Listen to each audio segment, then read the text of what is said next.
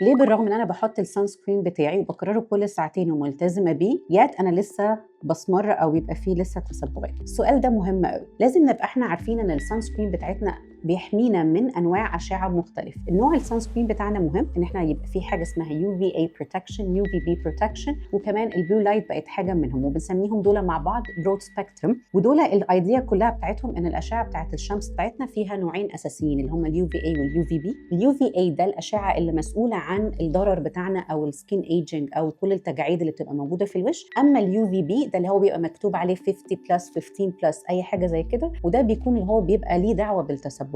كل السان سكرينز مهما كان كل واحد بيتميز بفلترز مختلفه اللي هي بتحمي من اشعه معينه. لكن اللي اهم من كل ده، لو انا حد عندي الخلايا اللي بتصبغ بتاعتي نشيطه مهما كان درجه الحمايه بتاعتي، هو عمره ما بيبقى 100%، غير لمرضى البهاء اللي احنا ساعات بنحط لهم الحاجات دي. لكن احنا في انواع مثلا السان سكرين التنت، لو انت بتستخدمي النوع العادي اللي ممكن نستخدم التنتد لان نسبه الحمايه بتاعته بتبقى اعلى شويه. ممكن كمان ان احنا نبقى بنكرره ونتاكد كويس قوي ان هو بيبقى ووتر ريزيستنت، بالذات في الفصل بتاع الصيف دلوقتي او الناس وهي مسافره او كده ممكن تكوني بتحطي السان سكرين بتاعك وبتكرريه بس هو مش ووتر ريزيستنت، فبالتالي انت بتحطيه وبتنزلي الميه فوق كانك مش حاطه حاجه خالص. في حاجه مهمه جدا، الناس بتحطه وبتكرره، بس الناس سام تايمز بتحطه اصلا بعد ما بتنزل وهي اوريدي في الشمس، مش قبل ما بتنزل او قبل ما تتحرك من الشاليه او من الاوضه او واتس ايفر بنص ساعه. فكل الحاجات دي من الحاجات اللي بتزود الحته دي. واهم من كل ده ان انا استخدم سان سكرين يكون الفلترز بتاعته قويه وتكون نسبه الحمايه بتاعته تكون عاليه، وابقى انا مطمنه منه، وطبعا ان هو يكون مناسب لنوع بشرتي.